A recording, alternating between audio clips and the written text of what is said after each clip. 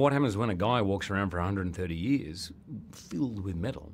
And even though he has an immune system and can heal, at some point, everyone on this planet, that starts to slow down. The body's ability to fight, invaders, whether it be metal, whether it be a virus, whatever, gets less and less. And the same for Wolverine.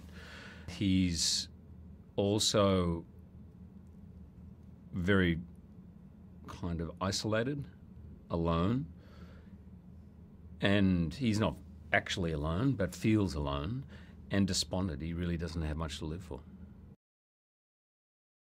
She's been taken by this nurse from a facility, Nurse Gabriella, and they are looking for Logan for a very specific purpose. They want to find him. Of course, Logan doesn't want to be found and does his best to kind of tell him to get lost. But along with the nurse, Laura also brings almost an entire army of people chasing her down.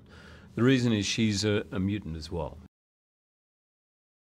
He doesn't want to help him at all. He doesn't want anything to do with it. He's long past the stage in his life where he reacts to people's pleas and cries for help.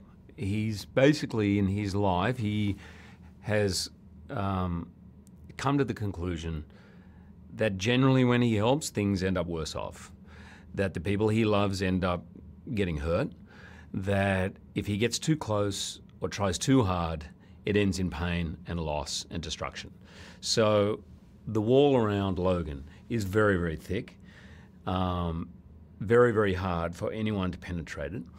And really the only reason he goes on this journey to begin with is because they've been found. He and Charles have been found.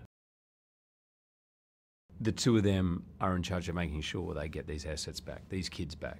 They don't particularly really want, they've buried the hatchet with Logan. He's an old guy now, he's out to pasture. They don't see any threat in him. They don't really care anymore about engaging with him. But when Logan gets in the way of one of their assets, that becomes a big problem.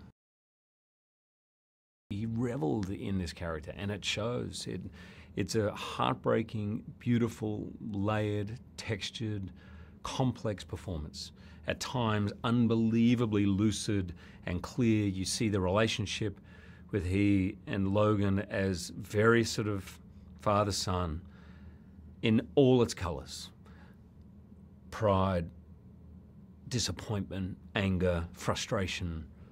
It all plays out. We all think she's mute. Turns out she's not. But everything has to be communicated for 90 minutes of a movie, all through her eyes and her expression and her heart and and you get it all. She is incredibly natural in front of a camera. She loved it.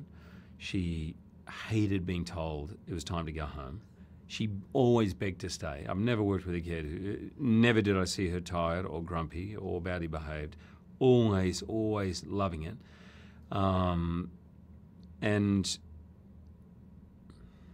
some scenes at the end which just absolutely broke my heart. She is a phenomenal, phenomenal actress. The greatest villains seem to be having more fun than anyone else in the movie, right? And he embodied that. And he did it brilliantly because he could turn on a dime and be very menacing, as well as being funny. And he had a lot of dialogue.